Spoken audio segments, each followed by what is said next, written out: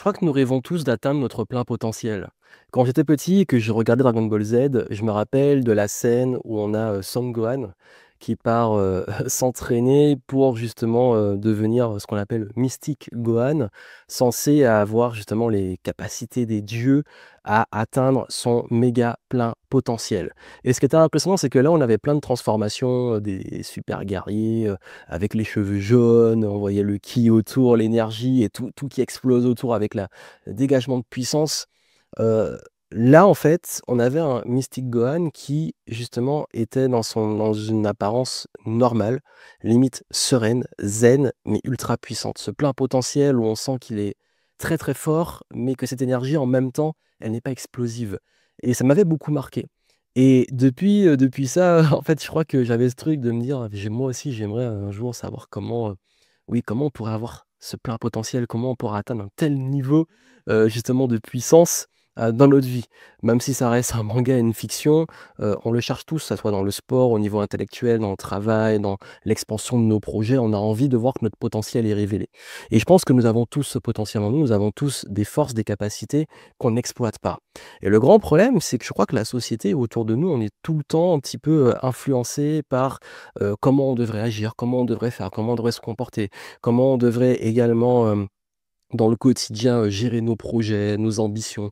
Si on a une ambition ou un truc, soit on va se moquer de nous, soit on va nous dire qu'on doit arrêter de rêver, soit on va nous présenter 10 milliards de problèmes ou 10 millions de raisons pour ne pas qu'on y arrive et nous-mêmes aussi, nous sommes nos plus grands ennemis, à nous persuader qu'on va pas y arriver, qu'on n'a pas le potentiel pour y parvenir et c'est dommage. Parce que, je crois qu'aujourd'hui, si vous voulez atteindre votre plein potentiel, moi je vous dirais franchement la différence, elle se fait dans les habitudes, dans l'exécution, mais au-dessus de ça, dans la connaissance de soi. Parce que le plein potentiel, c'est à quel point on reconnaît nos forces, également nos faiblesses, à quel point on se connaît et à quel point on s'entraîne assez dans ça, sur le bon axe. Parce que nous avons tous des atouts, des avantages et aussi tous des faiblesses qu'on peut appeler inconvénients. Et je pense qu'on veut trop parfois essayer de combler les faiblesses et pas assez travailler sur les forces. C'est pour ça que, moi qui parle depuis 15 ans d'organisation, de productivité, qui fait la différence parce que peu importe la stratégie, l'ambition, les projets que vous avez, vous allez devoir exécuter, être régulier, passer par des hauts et des bas et persévérer à force de résilience. Ben, oui, gérer son temps, être productif, passer à l'action, ça fait partie du jeu. Donc c'est pour ça que dans mon dernier livre, je me suis pas contenté de vous donner des conseils généraux sur comment être plus productif, comment passer à l'action, comment, libérer votre plein potentiel, atteindre votre plein niveau d'excellence. Non, je vous aide à comprendre quel est votre profil. Quel est votre rythme naturel, votre flow? Comment atteindre votre flow ultime, votre meilleur rythme en termes d'organisation et d'exécution? Mais également votre profil tasker, votre mode opérationnel, comment vous passez à l'action, comment vous disciplinez, comment vous motivez, comment, vous planifiez et fixez les objectifs. Et justement aujourd'hui, je voulais vous présenter ces différents profils et vous montrer, ces différents profils à leur plus bas potentiel et à leur plein potentiel. Et j'ai trouvé que c'était intéressant parce que je crois que plutôt que vous allez découvrir les profils dans le livre, je vous invite vraiment à le lire et à faire le diagnostic pour le découvrir. Mais, si vous avez déjà votre profil, ben, vous pourrez peut-être justement si vous souhaitez, bah, aller directement, on vous mettra le timecode, le moment où je parle de ce profil, directement. Comme ça, on vous mettra les différents, styles de flow et profil tasker et justement, bah, si vous connaissez pas encore les profils, allez découvrir. Parce que là, je vais pas les présenter en détail, je le fais là dans le livre, je vais juste présenter très rapidement mais vous allez découvrir surtout les styles de flow et les, profils tasker en plein et plus bas potentiel. Donc, on va commencer par les flows et ça, c'est le rythme. Le flow, c'est votre rythme, ce sont vos cycles et cetera. Nous avons nos amis les flows variables. Les flows variables, eux, c'est ceux qui ont justement un rythme qui est extrêmement, comme ça le dit, variable et souvent imprévisible. En plus bas potentiel, quand vous n'avez pas enfin appris à gérer ce flow ou que vous ne le connaissez pas, vous n'êtes pas conscient ou que vous n'avez pas appris à le maîtriser, vous vous retrouvez, je vais lire parce que c'est dans les annexes du livre, dans le chaos énergétique permanent, aussi entre hyperactivité et épuisement total. Vous culpabilisez de votre inconstance, vous vous comparez au rythme des gens qui sont réguliers et vous accumulez des projets non terminés, vous naviguez à vue dans l'urgence permanente et du coup vous perdez de confiance en vous. Quand vous avez enfin une vie en harmonie avec ce flow, là, vous apprenez à lire les vagues intérieures, à anticiper vos cycles, à utiliser vos pics d'énergie pour faire tout ce qui est important et pendant les bas, à déculpabiliser et récupérer ou faire ce que vous pouvez faire pendant ces moments-là. Donc c'est vraiment l'idée, c'est que votre spontanéité, ça devient une source d'inspiration, même pour les autres, parce que vous n'êtes plus là à culpabiliser et en lutte contre ce flow variable. Voilà pour nos amis les flows variables. Passons maintenant aux flows alternatifs. Et les flows alternatifs, ce sont vraiment ceux qui, pour le coup, on peut anticiper parce que c'est assez régulier. Les hauts et les bas sont réguliers. Là où les variables, c'est un coup on peut rester en haut et en bas. Alternatif, c'est vraiment régulier. Donc vous savez généralement à l'avance les hauts, les bas, les hauts, les bas. Donc quand vous êtes en lutte contre votre flow, vous vous retrouvez à culpabiliser pendant les phases basses et à trop en faire pendant les phases hautes. Ça veut dire que comme vous savez qu'en plus quand vous êtes en haut, il va arriver le bas, vous voulez vous donner à fond, vous vous cramez et vous pouvez même créer les bas. Donc du coup, vous vivez souvent dans une lutte pardon, contre ce cycle et les gens autour de vous peuvent avoir tendance à ne pas comprendre, ça crée du stress de performance quand ça va et de la culpabilité quand ça va pas. Quand vous trouvez l'harmonie avec ce flow, là, vous maîtrisez l'art de l'intensité, et justement de la régénération pendant les phases basses et également, bah, vous arrivez à planifier stratégiquement, vous arrivez à avoir des projets en cycle. Dans les hauts, vous surfez, dans les bas, vous vous adaptez et du coup, tout devient beaucoup plus fluide et en harmonie avec vous-même. Donc ça, c'est vraiment les 2 aspects. Donc généralement, je sais que c'est pas toujours évident à gérer, mais c'est aussi une forme d'acceptation. Les flows périodiques, ce sont ceux qui travaillent beaucoup en intensité, en sprint. C'est clairement mon profil, c'est mon style de flow à moi. C'est ceux qui ont besoin justement d'avoir les deadlines très courtes et d'avancer. Quand on est en lutte contre ce style de flow, qu'on n'est pas encore au plein potentiel, ben on travaille que sous pression, on procrastine jusqu'au dernier moment des deadlines. Et du coup, ben le gros problème, ça peut créer des burn-out, des surchauffes, surcharge de travail, et ça peut créer aussi beaucoup de culpabilité de ne pas parfois avoir tout tenu en termes de deadline parce qu'on souvent on en fait trop. Et c'est le risque, c'est que en fait, ce besoin de pression peut faire aussi que bah, parfois la pression est trop haute. Et en harmonie avec ce flow, c'est qu'on apprend aussi à créer ses propres pressions sans subir l'urgence. On apprend à mieux doser, mais également, bah, vous allez avoir des pauses beaucoup plus régénérantes et une capacité à mieux maîtriser ce cycle sprint, récupération, récupérer mieux sur une courte période et mieux gérer les sprints et la pression et l'encaisser. Et quand on est en harmonie à ce niveau-là, je peux vous dire que les choses deviennent beaucoup plus fluides. On a également bah, les flots continus, eux, c'est la régularité. C'est très simple, c'est le marathonien, c'est régulier. Donc là, c'est le flow le plus simple à comprendre. Généralement, quand on est en lutte, c'est qu'on travaille sans pause jusqu'à l'épuisement et qu'on refuse de s'accorder du repos. Parfois, on est tellement régulier qu'on est trop régulier dans une haute intensité. Ou alors, on peut être frustré, d'avoir un rythme qui est trop régulier comparé aux autres. Ah donc il y a une forme de compatibilité aussi avec l'environnement.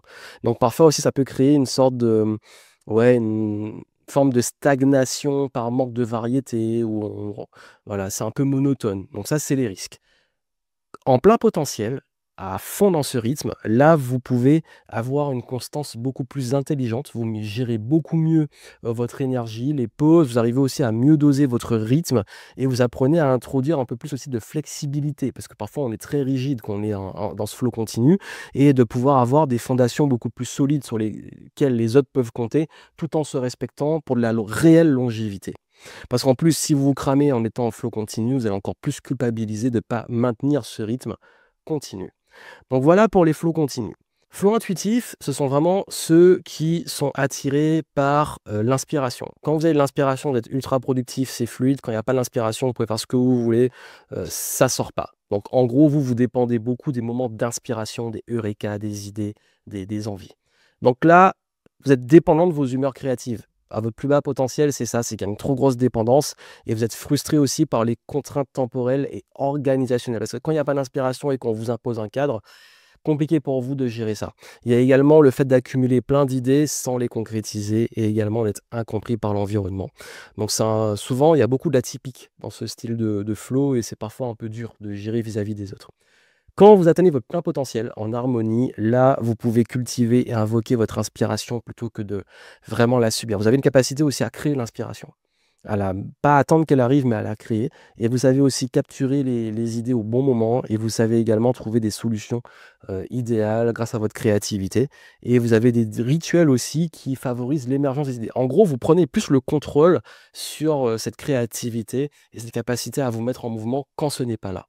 Voilà pour mes différents styles de flow. Donc en gros, vraiment, hein, le plein potentiel, variable, c'est le génie de l'adaptation et de l'innovation constante. Alternatif, c'est l'équilibre et la renaissance perpétuelle. Périodique, c'est le génie de la performance sous pression et de l'intensité. Continu, c'est le génie de la construction patiente et de la fiabilité. Intuitif, c'est le génie de la créativité pure et de l'originalité. Voilà un peu pour votre plein potentiel que je vous souhaite d'atteindre. Justement, comment l'atteindre? Bah, comment savoir quoi mettre en place? Dans le livre, je vous guide selon votre style que vous saurez qu'est-ce que vous pouvez mettre en place par rapport à ça. On va passer maintenant au tasker. Et là, c'est vraiment le mode opérationnel, la mise en action, la planification, etc. Nos amis taskers de terre, quand vous êtes dans vos travers, à votre plus bas potentiel, là, c'est vous passez des heures sur les détails insignifiants, vous voulez tout contrôler, perfectionnisme, critique impitoyable sur votre travail, si jamais assez bien, stress permanent face aux imprévus, vous détestez l'imprévu, vous avez besoin de contrôle. Et je sais, j'ai beaucoup de taskers terre, c'est le contrôle, le contrôle, le contrôle, le perfectionnisme. À votre plein potentiel, vous surmontez ce perfectionnisme. C'est de l'exigence, c'est de l'excellence, mais vous arrivez à accepter ce qui est bon, mettre des limites. Et également, bah, votre structure, vos fondations, voilà, elles sont plus en place et vous arrivez justement à être mieux gérer l'imprévu. Vous êtes plus souple. Vous gardez votre rigueur, mais vous êtes plus souple. Et c'est vraiment introduire la souplesse dans cette rigueur. Les taskers de feu, qui eux sont beaucoup plus dans l'intensité, le besoin d'enthousiasme, qui sont animés par l'enthousiasme, l'envie. Donc vous, dans vos travers, si vous faites que ce qui vous excite immédiatement. Vous êtes motivé que quand il y a des choses qui vous animent. Le problème, c'est que ça peut créer du surépuisement, parfois du burn-out express. Parfois, vous vous lancez, vous finissez pas, vous n'allez pas au bout. Parfois, vous vous dispersez dans plein de choses parce que enthousiasme, idée, et vous partez dans toutes les directions. Et du coup, quand vous vous ennuyez, vous êtes frustré. Si vous voulez atteindre votre plein potentiel, il faut apprendre à gamifier les tâches et à utiliser vos pics d'énergie de façon stratégique et mieux récupérer. Aussi, vous entraîner à aller jusqu'au bout des choses. C'est là parce que vous êtes un moteur pour les autres, vous avez cet enthousiasme naturel, mais il va falloir réussir justement à le canaliser pour que chaque projet soit une aventure, mais que vous alliez au bout. Donc c'est apprendre à finir. Ensuite, on passe au tasker d'eau. Mes amis taskers d'eau, alors dans vos travers, c'est vous changez constamment d'avis, selon les influences extérieures, l'environnement. Comme vous êtes très agile, vous laissez trop influencer par ce qui est autour de vous et souvent, vous évitez parfois de prendre des décisions trop difficiles par peur que des frictions, de la critique, des conflits. Parfois aussi, vous manquez de tranchant sur les positions. Vous avez tendance à vouloir être trop équilibré et dire oui à tout pour vous, mais aussi pour les autres. Donc du coup, ça, c'est un gros problème et du coup, vous allez au c'est dur à garder le cap parce que justement comme l'eau, si les courants, ils changent, vous vous laissez porter. D'ailleurs, c'est aussi un des travers de l'air sur lesquels on va venir après. Et donc du coup, à votre plein potentiel, c'est que vous maîtrisez l'équilibre, vous arrivez justement à être ferme et souple quand c'est nécessaire, donc ça veut dire apprendre à plus trancher. Mais également, vous êtes très bon médiateur en équipe et vous prenez des décisions beaucoup très éclairées en intégrant tous les points de vue. Vous avez une vision holistique, une agilité et surtout, vous êtes excellent dans la gestion de projets complexes avec plusieurs parties qui sont justement dans le projet. Donc vous êtes des très bons coordinateurs et vous créez de l'harmonie autour de vous à votre plein potentiel, mais vous devez apprendre à mettre des limites. Les taskers d'air, alors eux, c'est l'inspiration, la créativité, les créatifs, souvent les artistes, souvent les gens qui ont beaucoup d'idées, souvent les gens qui partent dans beaucoup de directions et justement vos travers, c'est vous commencez 10 milliards de projets, vous n'en finissez aucun. C'est vraiment les idées. Vous fuyez la routine ou les contraintes, vous avez besoin de diversité, d'explorer et c'est un chaos constant. C'est le chaos, il faut le dire et souvent votre frustration, c'est jamais de finir des idées. Donc là, vous, pour votre plein potentiel, si votre créativité est canalisée, vous pouvez justement développer l'art du mieux vaut fait que parfait parce que vous avez la capacité à vous mettre en action et du coup, vos idées, votre créativité, elle peut s'exprimer. Donc, aller au bout, exécuter et être une source de motivation pour les autres et vous, en fait, il va falloir que votre créativité, vous la fassiez passer à un autre niveau parce que c'est votre force, sans à chaque fois l'éteindre, justement en essayant d'être trop, trop, trop terre parce qu'il y a une incompatibilité entre les airs et les terres, mais au contraire, en exprimant et en vous entourant des bonnes personnes. Ça, c'est pour mes amis taskers d'air. Tasker de métal, c'est mon profil. Optimisation, ont besoin justement que les choses soient, simples, soient optimisées, que ça aille vite, ça soit ergonomique, et cetera. Les travers, oui, obsédés par l'efficacité au détriment parfois, de l'humain, il faut le dire. Impatient quand c'est pas optimisé, frustré par l'inefficacité des autres. C'est l'histoire de ma vie, ça a été c'est pendant très longtemps que j'ai vécu ça. Parfois trop, trop, trop vers du process, pas assez sur l'humain et puis, l'épuisement de la suroptimisation, et pouvoir, pense pouvoir tout faire, tout gérer, dire oui à tout parce qu'on va optimiser. Ça, c'est au plus bas potentiel, Task Rabbit Metal, c'est ce que j'ai vécu moi par le passé. À son plein potentiel, oui, optimisation intelligente, c'est quand optimiser et c'est quand accepter l'imperfection humaine. Il faut accepter que l'humain est imprévisible, imparfait. Et ça, j'ai appris, moi, beaucoup. J'ai appris à être patient, à accepter aussi que les choses ne vont pas forcément aller vite, etc.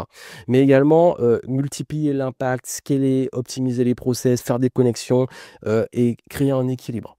Et ça, c'est ultra puissant parce que vous pouvez aussi trancher, choisir rapidement et optimiser les connexions. Et c'est une grande capacité de décision. Ça, c'est le plein potentiel des taskers de métal et c'est très compatible parce que c'est l'opposé des taskers d'éther, les derniers, ceux qui sont animés par la vision, la projection, l'observation, le futur. Et vous, vos travers, c'est vous vivez constamment dans l'abstraction de l'opérationnel. Vous êtes des rêveurs. Souvent, éther sont rêveurs, un peu comme les R, mais à un autre niveau. C'est vraiment la vision. Et du coup, bah, ils sont frustrés par les détails insignifiants du quotidien, par quand il faut faire, et beaucoup, beaucoup, beaucoup, beaucoup d'idées, beaucoup de concepts, mais parfois pas de matérialisation. Donc, c'est votre plus gros problème. Donc, aussi, parfois, difficulté à respecter les échéances, parfois des oublis, un manque un peu de rigueur. À votre plein potentiel, vous êtes des visionnaires de malades. Vous savez anticiper, vous avez 10 milliards de coups d'avance. Vous êtes très bon stratège, très bon aussi parfois en plan d'action, mais plus loin. Par contre, il va falloir justement utiliser vos intuitions pour anticiper les tendances, mais savoir aussi comment les transformer en opérationnel. Donc, soit vous entourer de terre et de métal, mais aussi d'équilibrer la vision et l'exécution si c'est vous par vous-même. Donc là, vraiment, comme vous avez toujours des coups d'avance, c'est cool, mais il faut que ces coups, vous puissiez les jouer, pas juste les imaginer. Et ça, c'est important pour mes amis taskers d'Ether. Voilà pour les différents profils. Vous avez vu, bon, je sais que c'était pas forcément le truc le plus fun parce que j'ai fait le descriptif enchaîné, mais il fallait que je le fasse. Fallait que je le fasse pour vous montrer aussi le avant-après. Et ça, c'est je vous ai lu les annexes justement, du livre et c'est à la fin du livre, vous les avez en annexe et justement, dans le livre aussi, vous avez tous les profils et comment, passer du avant au après et c'est vrai que, comme j'ai dit, il y a pas de mauvais profil, il y a juste des profils de personnalité, des modes de fonctionnement.